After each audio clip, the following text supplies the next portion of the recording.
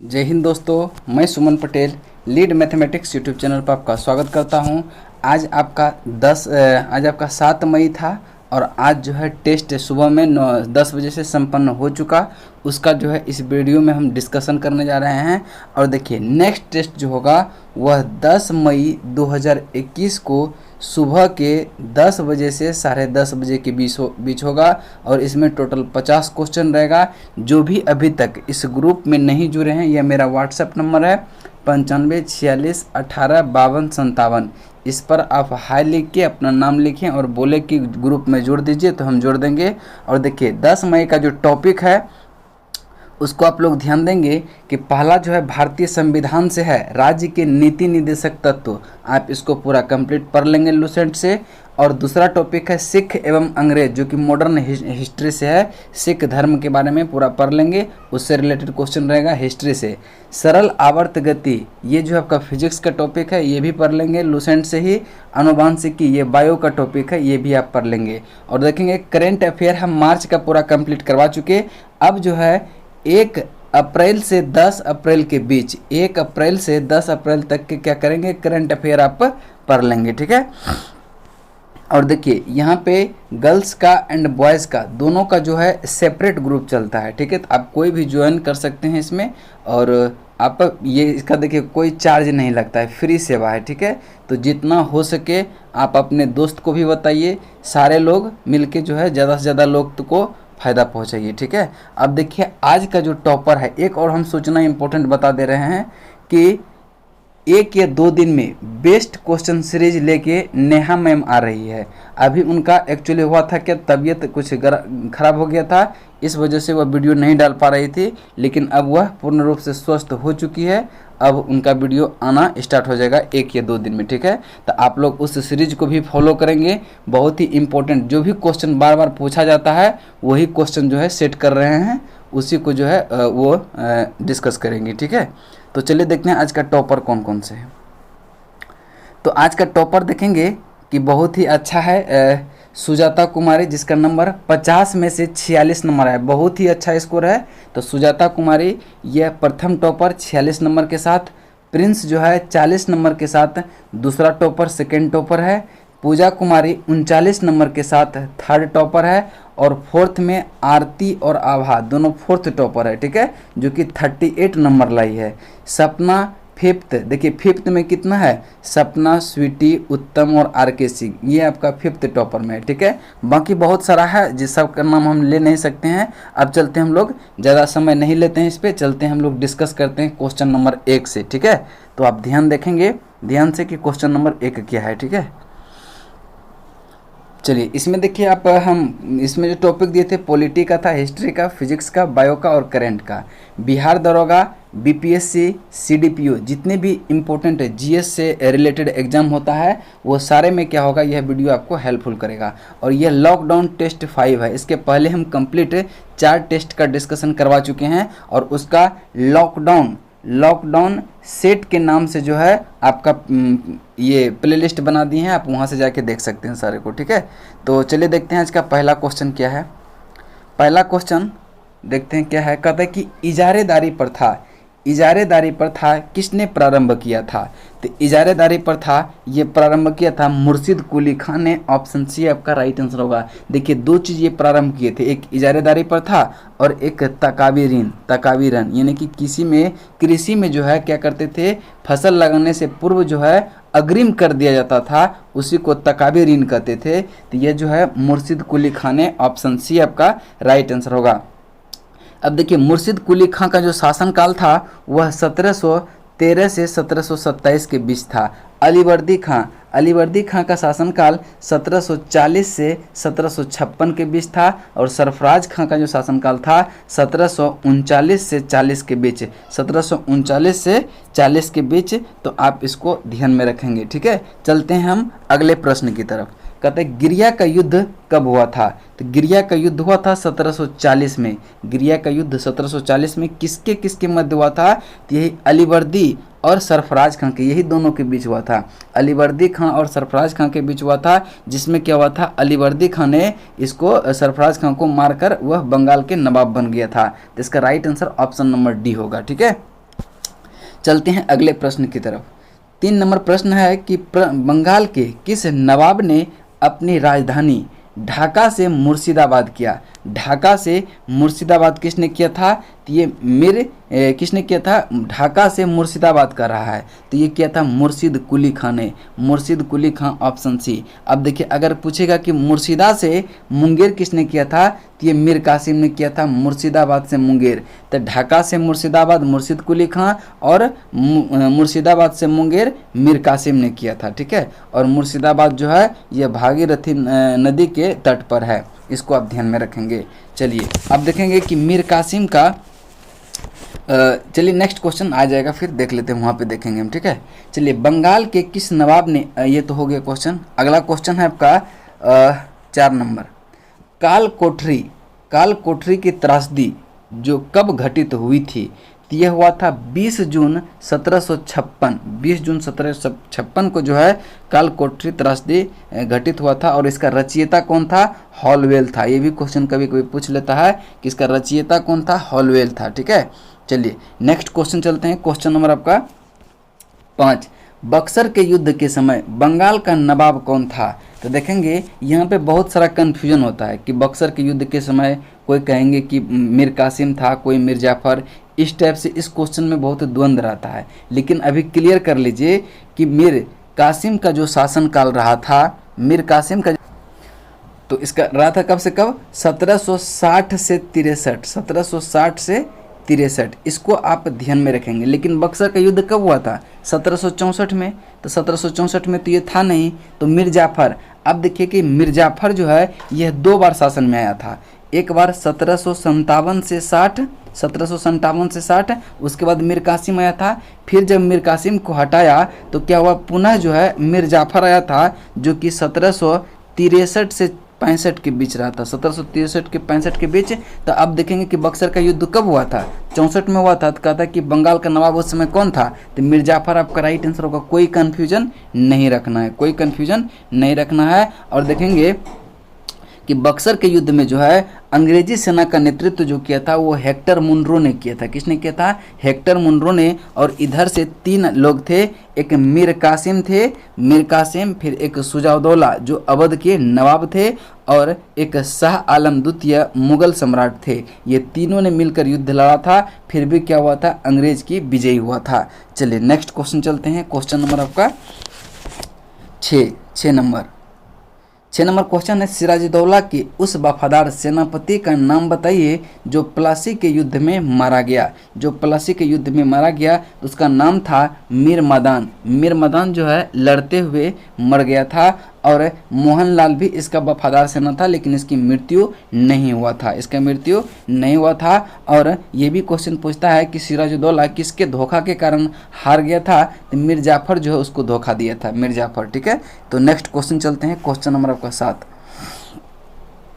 प्रथम आंग्ल मैसूर युद्ध के समय बंगाल का गवर्नर कौन था? प्रथम आंग्ल मैसूर युद्ध के समय बंगाल का गवर्नर कौन था? तो इसका राइट आंसर होगा बरेलास्ट था। अब देखेंगे कि प्रथम आंग्ल मैसूर युद्ध कब हुआ था? तो 1767 से 69 के बीच, ठीक है। और बरेलास्ट का शासनकाल भी जो था वह 1767 से 69 के बीच था। और कर्टियर का जो शासनकाल था, कर्टियर का 1769 से 72 था। कर्नवालिस का 1786 से 93 और वेलेस्ली का 1798 से 1805। 1798 से 1805 वेलेस्ली का था, ठीक है। अब देखेंगे कि प्रथम का आंग्ल मैसूर युद्ध किसके शासनकाल में हुआ था? तो बरेलास्ट के। और द्वितीय आंग्ल मैसूर युद्ध जो हुआ था वह 1700 कब हुआ था? द्वितीय आंग्ल मैसूर युद्ध वह 1780 से 84 के बीच हुआ था, जिसमें वारन हेस्टिंग थे। कौन थे? वारन हेस्टिंग थे गवर्नर जनरल। और तृतीय आंग्ल मैसूर युद्ध हुआ था 1790 से 92, जिस समय कर्नवालिस थे। और चतुर्थ आंग्ल मैसूर युद्ध हुआ था 1799 में, जिसमें टीपू सुल्तान की मृत्यु हो गया। और उस समय जो बंगाल का गवर्नर था वह वेलेस्ली था, ठीक है। तो सारे पॉइंट को क्लियर याद रखेंगे। नेक्स्ट क्वेश्चन चलते हैं, क्वेश्चन नंबर 8 पे। कहता है कि हैदर अली की मृत्यु किस युद्ध में हुआ था। तो हैदर अली का जो मृत्यु हुआ था वह द्वितीय आंग्ल मैसूर युद्ध के दौरान हुआ था, जो कब हुआ था 1782 में। 1782 में इसकी मृत्यु हो गया था। और हैदर अली जो मैसूर का शासक बना था वह 1761 में मैसूर का यह शासक बना था और 1782 में इसकी मृत्यु हो जाती है। 1782 में इसकी मृत्यु हो जाती है। और द्वितीय आंग्ल मैसूर युद्ध के समय गवर्नर जनरल कौन थे, तो वारन हेस्टिंग थे, वारन हेस्टिंग। ठीक है, चलिए नेक्स्ट क्वेश्चन चलते हैं। क्वेश्चन नंबर आपका 9। द्वितीय आंग्ल मैसूर युद्ध का अंत किस संधि से हुआ। द्वितीय आंग्ल मैसूर युद्ध का अंत किस संधि से हुआ, तो इसका राइट आंसर होगा आपका मंगलोर की संधि से। कौन सा, मंगलोर की संधि से, जो कब हुआ था 1784 में, 1784 में। और अगर कहे कि प्रथम आंग्ल मैसूर युद्ध का अंत कब हुआ था, किस संधि से हुआ था, तो मद्रास की संधि से प्रथम आंग्ल मैसूर युद्ध का अंत हुआ था 1769 में। और तृतीय युद्ध का जो समापन हुआ था वह श्रीरंगपट्टनम की संधि से 1792 में, 1792 में। इस चीज़ को आप ध्यान में रखेंगे। ठीक है, चलिए नेक्स्ट क्वेश्चन चलते हैं। चतुर्थ में तो कोई संधि हुआ नहीं था, क्योंकि उसमें टीपू सुल्तान हार गया था, उसकी मृत्यु हो गया था। नेक्स्ट क्वेश्चन है कि टीपू सुल्तान की मृत्यु कब हुई थी। तो टीपू सुल्तान की मृत्यु, इसमें right answer option number D हो जाएगा, क्योंकि टीपू सुल्तान की मृत्यु जो हुआ था चतुर्थ आंग्ल मैसूर युद्ध के दौरान 1799 में हुआ था। इसमें कोई ऑप्शन सही नहीं है, इसीलिए से right answer option number D हो जाएगा। नेक्स्ट क्वेश्चन है पोर्टो नोवा का युद्ध कब हुआ था। तो पोर्टो नोवा का युद्ध जो हुआ था वह 1781 ईस्वी में हुआ था। ऑप्शन बी आपका राइट आंसर होगा। किसके किसके मध्य हुआ था, तो आयरकुट और हैदर के बीच हुआ था, जिसमें क्या हुआ था, आयरकुट ने हैदर को परास्त कर दिया था, आयरकुट ने हैदर को परास्त कर दिया था। ठीक है, चलिए नेक्स्ट क्वेश्चन चलते हैं। Question number 12। भारतीय संविधान के किस अनुच्छेद के अंतर्गत नागरिकों को मौलिक अधिकार प्रदान किया गया। मौलिक अधिकार प्रदान किया गया, तो इसका राइट आंसर जो हो जाएगा अनुच्छेद 12 से 35। अनुच्छेद 12 से 35 मौलिक अधिकार। और यह किस भाग में है, तो यह जो है भाग 3 में है। भाग 3 में मौलिक अधिकार का वर्णन है। और यह किस संविधान से लिया गया है, तो यह जो है यूएसए के संविधान से लिया गया है। वर्तमान देखिए, मूल संविधान में मौलिक अधिकार 7 था और वर्तमान में मौलिक अधिकार की संख्या 6 है। ठीक है, चलिए आगे चलते हैं। क्वेश्चन नंबर आपका 13।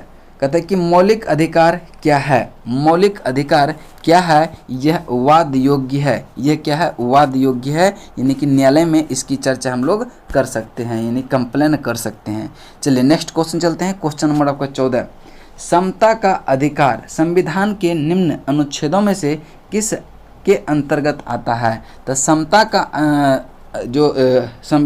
का जो अधिकार आता है वह अनुच्छेद 14 से लेके 18 तक आता है। ठीक है, तो आप देखेंगे कि यहाँ कि 14 है, 15 है, 16 तीनों अनुच्छेद क्या होता है, समता के अधिकार के अंतर्गत आता है। जो कि 13 आता है क्या, 13 नहीं आता है। तो इसका राइट आंसर क्या हो जाएगा आपका 2, 3, 4। 2, 3, 4 आपका ऑप्शन सी हो जाएगा, ऑप्शन सी। अब देखेंगे एक एक करके कि अनुच्छेद 14 में क्या आता है। अगर पूछे कि विधि के समक्ष समता, तो ये अनुच्छेद 14 में आता है। और अनुच्छेद 15 में क्या आता है, धर्म, नस्ल, जाति, लिंग, जन्म स्थान के आधार पर भेदभाव का निषेध, इसमें जो है अनुच्छेद 15 में है। और अनुच्छेद 16 में क्या है, अनुच्छेद 16 में लोक नियोजन के अवसर की समानता, लोक नियोजन की अवसर की समानता वह अनुच्छेद 16 में है। अब देखिए 17 भी क्या होता है, समता के अधिकार में आता है। तो अनुच्छेद 17 में अस्पृश्यता का अंत है। और 18 भी क्या है, समता के अधिकार में ही आता है। तो अनुच्छेद 18 में उपाधियों के अंत की बात कही गई है। तो इस ऑप्शन के अनुसार आपका right answer option number C होगा, 2, 3, 4। ठीक है, आप देखिए कूट को भी ध्यान से पढ़ा कीजिए। ठीक है, चलिए नेक्स्ट क्वेश्चन चलते हैं। क्वेश्चन नंबर आपका 15। भारतीय संविधान का छुआछूत उन्मूलन से संबंधित अनुच्छेद कौन सा है। अब देखिए छुआछूत यानी कि अस्पृश्यता हो गया। तो अस्पृश्यता का अंत अभी हम बताए थे अनुच्छेद 17 में है, जो कि आपका ऑप्शन बी राइट आंसर होगा। और अनुच्छेद 18 में क्या था, उपाधियों का अंत। अनुच्छेद 16 में क्या था? 16 में क्या था? लोक नियोजन के अवसर की समानता। और अनुच्छेद 15 में धर्म, नस्ल, जाति, लिंग, जन्म स्थान के आधार पर भेदभाव पर निषेध, ये अनुच्छेद 15 में है। नेक्स्ट क्वेश्चन चलते हैं। क्वेश्चन नंबर आपका 16, सूची 1 को सूची 2 से सुमेलित करें। सूची 1 को सूची 2 से सुमेलित करें कि मौलिक कर्तव्य यह किससे संबंधित है? तो मौलिक कर्तव्य संविधान के 42वें संविधान संशोधन, जो कि 42वें संविधान संशोधन 1976 के द्वारा जोड़ा गया था, भाग 4 के क में, और आपका अनुच्छेद की बात करें तो अनुच्छेद 51 के क में। ठीक है। नेक्स्ट है कि संसद मौलिक अधिकारों में संशोधन कर सकती है। संसद मौलिक अधिकारों में संशोधन कर सकती है। यह केशवानंद भारती केस में जो है आपका ये किया गया था। और मूल ढांचे का सिद्धांत, मूल ढांचे का सिद्धांत, चलिए कहता है कि मूल ढांचे का सिद्धांत, मूल ढांचे का सिद्धांत क्या हो जाएगा आपका? इसका जो मिलन होगा वह मिनर्वा मिल केस से होगा, यानी कि इसका एक हो जाएगा। मौलिक कर्तव्य, ये 42वां संविधान संशोधन, संविधान संसद मौलिक अधिकार को संशोधन कर सकती है, ये केशवानंद भारती बनाम इंसानों का अनैतिक व्यवहार का निषेध, ये जो है अनुच्छेद 23 से संबंधित है। तो इसका राइट आंसर 3, 4, 1, 2 हो जाएगा। 3, 4, 1, 2 ऑप्शन ए आपका राइट आंसर होगा। नेक्स्ट क्वेश्चन चलते हैं। क्वेश्चन नंबर आपका 17 कहता है कि व्यक्तिगत स्वतंत्रता के अधिकार के लिए निम्न में से कौन सी रिट याचिका दायर की जाती है? कौन सी रिट याचिका दायर की जाती है? इसको हैवियस कॉर्पस कहते हैं, बंदी प्रत्यक्षीकरण, बंदी प्रत्यक्षीकरण। और देखिए सर्वोच्च न्यायालय जो है 5 प्रकार के रिट जारी करता है, वो अनुच्छेद 32 के तहत। और हाई कोर्ट जो है यानी कि उच्च न्यायालय, यह भी रिट जारी करता है 226 के अनुसार, अनुच्छेद 226 के अनुसार हाई कोर्ट रिट जारी करता है। और अनुच्छेद 32 के तहत सर्वोच्च न्यायालय यानी सुप्रीम कोर्ट जो है रिट जारी करता है। ठीक है। तो हार्बेस कोपियस को ही क्या कहते हैं? बंदी प्रत्यक्षीकरण। ठीक है। आगे चलते हैं। क्वेश्चन नंबर आपका 18, क्वेश्चन नंबर 18 को ध्यान से पढ़ेंगे। कह रहा है कि जिस संविधान संशोधन में नागरिकों को के जो है संपत्ति के अधिकार का मूलाधिकार की सूची से निष्कासित कर दिया गया, तो वह कौन सा संविधान संशोधन था? तो यह निष्कासित किया था 44वां संविधान संशोधन 1978 के द्वारा। इसको जो है मौलिक अधिकार से हटा करके अनुच्छेद 300 के क में, अनुच्छेद 300 के क में कानूनी अधिकार के अंतर्गत रख दिया संपत्ति के अधिकार को। ठीक है। चलिए अगला क्वेश्चन है, 6 वर्ष की आयु से 14 वर्ष की आयु के बीच के सभी बच्चों को शिक्षा अनिवार्य, शिक्षा का अधिकार, यह मूल अधिकार है। कौन सा है? मूल अधिकार है, जो कि अनुच्छेद 21 के क में। और इसको कब जोड़ा गया था? तो इसको जोड़ा गया था 86वां संविधान संशोधन 2002 द्वारा। ठीक है। 86वां संविधान संशोधन 2002 द्वारा जोड़ा गया था, जिसमें कहा गया था कि 6 वर्ष की आयु से 14 वर्ष की आयु के बीच के सभी बच्चों की शिक्षा का अधिकार है, उसको निःशुल्क शिक्षा दिया जाएगा। नेक्स्ट क्वेश्चन चलते हैं। क्वेश्चन नंबर आपका 20, बंधुआ मजदूर अधिनियम संसद ने पारित किया था कब? तो ये किया था 1976 में। ऑप्शन बी आपका राइट आंसर होगा। नेक्स्ट क्वेश्चन है, प्रत्यक्ष बंदीकरण अधिनियम के अंतर्गत, प्रत्यक्ष बंदीकरण अधिनियम के अंतर्गत एक व्यक्ति बिना मुकदमा चलाए बंदी बनाया जा सकता है कितने माह के लिए? तो यह 3 माह के लिए बंदी बनाया जा सकता है। ऑप्शन बी आपका राइट आंसर होगा। नेक्स्ट क्वेश्चन है 22, प्रत्यास्था की सीमा में किसी वस्तु में उत्पन्न विकृति उस पर लगाए गए बल के क्या होता है? अनुक्रमानुपाती होता है। यह किसका नियम कहता है? तो यह जो है हुक का नियम कहता है, यानी कि ऑप्शन सी आपका राइट आंसर होगा। नेक्स्ट क्वेश्चन चलते हैं। कहता है कि प्रत्यास्था गुणांक का एसआई मात्रक क्या होता है? तो प्रत्यास्था गुणांक का एसआई मात्रक न्यूटन पर मीटर स्क्वायर या फिर पास्कल भी होता है, यानी कि ए और बी दोनों आपका सही होगा। Option number D. Next question है कि अनुदैर्ध्य प्रकृति बल, प्रतिबल और अनुदैर्ध्य विकृति, यानी कि अनुदैर्ध्य प्रतिबल और अनुदैर्ध्य विकृति के अनुपात को क्या कहते हैं? तो इसको यंग प्रत्यास्था गुणांक कहते हैं।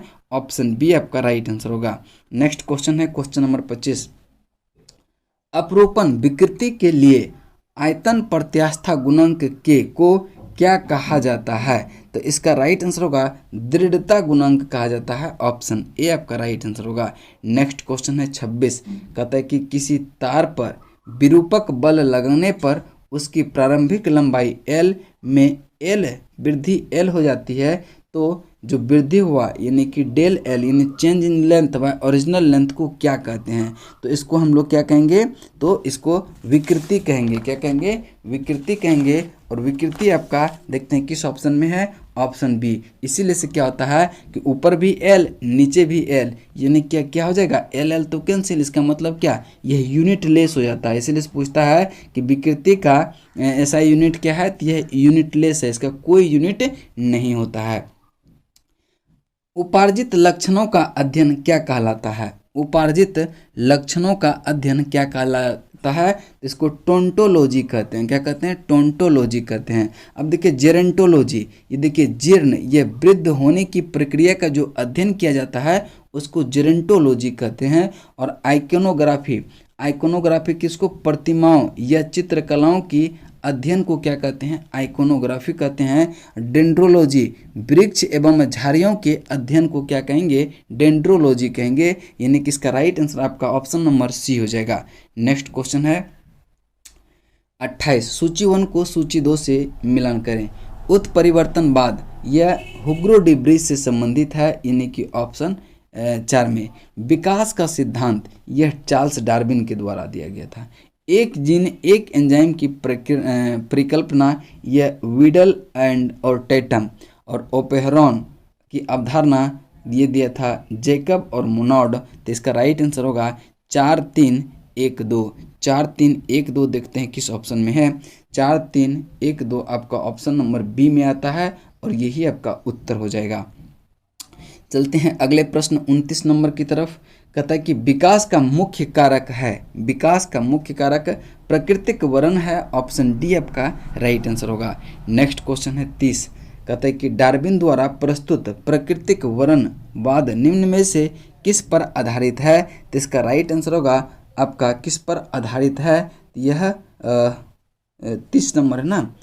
डार्विन द्वारा प्रस्तुत प्राकृतिक वर्णवाद निम्नलिखित में से किस पर आधारित है? तो इसका राइट आंसर जो होगा ओवर प्रोडक्शन पे भी है और स्ट्रगल फॉर एग्जिस्टेंस पे भी है and variations survival of the fittest, यानी तीनों पर आधारित है। ऑप्शन डी आपका राइट आंसर होगा, ऑल ऑफ एबव। नेक्स्ट है कहता है कि पृथ्वी पर सबसे पुराना जीव कौन सा है? तो पृथ्वी पर सबसे पुराना जीव जो है वह नील हरित शैवाल है। ऑप्शन ए आपका राइट आंसर होगा। नेक्स्ट क्वेश्चन चलते हैं क्वेश्चन नंबर आपका 32। क्वेश्चन नंबर 32 को ध्यान से पढ़ेंगे। कह रहा है कि आर्कियोप्लेटेरिक्स किन वर्गों के प्राणी के बीच का योजक है? किन वर्गों के प्राणियों के बीच का योजक है आर्कियोप्लेटेरिक्स? ठीक है, आर्कियोप्लेटेरिक्स। तो यह जो है सरीसृप और पक्षी, सरीसृप व पक्षी के बीच का क्या है? योजक कड़ी है। कौन सा? आर्कियोप्लेटेरिक्स। ठीक है। और देखिए यह जो है जुरैसिक युग का पुरातन पक्षी है आर्कियोप्लेटेरिक्स। ठीक है, इसको भी ध्यान में रखेंगे। मैमथ जो है यह पूर्वज है किसका? तो मैमथ हाथी का पूर्वज है। वर्तमान में यह मैमथ जो है प्रजाति विलुप्त हो चुका है। ठीक है, तो चलिए नेक्स्ट क्वेश्चन चलते हैं। क्वेश्चन नंबर आपका 34। डायनासोर रहे किस युग में? ये मेसोजोइक युग में। ऑप्शन सी आपका राइट आंसर होगा। नेक्स्ट क्वेश्चन है जीवों के विकास इवोल्यूशन के संदर्भ में निम्न में से कौन सा अनुक्रम सही है? तो इसका राइट आंसर होगा सैलामेंडर। यह 300 मिलियन वर्ष पूर्व और सबसे बाद 145 मिलियन वर्ष पूर्व कंगारू। तो इसका राइट आंसर होगा सैलामेंडर, अजगर और kangaroo. Option A. Next question है क्वेश्चन नंबर 36। प्रोटीन दिवस कब मनाया जाता है? तो देखिए प्रोटीन दिवस 27 फरवरी को मनाया जाता है। ऑप्शन ए आपका राइट आंसर होगा। और इसका जो थीम था वह powering with plant plant protein, इसका थीम है प्रोटीन दिवस 2021 में मनाया गया 27 फरवरी को। ऑप्शन बी आपका राइट आंसर होगा। 28 फरवरी को राष्ट्रीय विज्ञान दिवस, 8 मार्च को अंतर्राष्ट्रीय महिला दिवस मनाया जाता है। अगले प्रश्न की तरफ चलते हैं। हाल ही में कौन सी महिला वन अधिकारी को यूएन एशिया इन्वायरमेंटल इन्फोर्समेंटल अवार्ड दिया गया? तो इसका राइट आंसर जो होगा सस्मिता लंका को दिया गया। सस्मिता लंका को, यह महिला वन अधिकारी है जिसको UN Asia environmental enforcement award दिया गया। ठीक है, सस्मिता लंका को। चलिए आगे चलते हैं। आगे प्रश्न की तरफ कहता है कि ईबीसी यानी कि इकोनॉमिकल बैकवर्ड क्लास नेस्थम योजना किस राज्य सरकार ने शुरू किया? तो इसका राइट आंसर होगा आंध्र प्रदेश ने शुरू किया है। आंध्र प्रदेश। ठीक है, ईबीसी नेस्थम योजना किस राज्य सरकार ने शुरू किया? आंध्र प्रदेश ने। तो आप देखेंगे कि यह कथन क्या है आपका, ईबीसी नेस्थम। बहुत इंपॉर्टेंट क्वेश्चन है, इसको आप ध्यान, जितना भी आज का करंट है वो सारे बहुत ही इंपॉर्टेंट है, उसको आप ध्यान से देख लेंगे, डिस्कस और याद कर लेंगे सबको। मोहम्मद बाजूम किस देश के नए राष्ट्रपति बने हैं? तो इसका राइट आंसर होगा नाइजर के। ऑप्शन बी आपका राइट आंसर होगा। आगे चलते हैं। कहते हैं कि land port authority of India जिनको LPAI का स्थापना 1 मार्च 2021 को मनाया गया, वह कौन से नंबर का स्थापना था? ये 9वां स्थापना दिवस था। आपका right answer option number B हो जाएगा। नेक्स्ट क्वेश्चन है, विश्व का सबसे ऊंचा चेनाब रेल आर्च ब्रिज को जो जम्मू कश्मीर में बन रहा है वह किस कंपनी बना रहा है? उसको किस कंपनी ने बना रहा है? तो कोंकण रेल कॉरपोरेशन बना रहा है उसको, Konkan rail corporation. Option B आपका राइट आंसर होगा। ऑप्शन बी आपका राइट आंसर होगा। नेक्स्ट क्वेश्चन, PIB के बारे में आप लोग बहुत सुने होंगे। ठीक है, अब देखिए इस पुल का जो ऊंचाई होगा उसका दिमाग में रखिएगा 359 मीटर है, और यह चेनाब पे है तो चेनाब नदी पर बन रहा है। ठीक है, ऊंचाई भी इसका इंपॉर्टेंट है, उसको भी याद रखिएगा 359 मीटर ऊंचाई पर। ठीक है, PIB आप लोग बहुत सुने होंगे।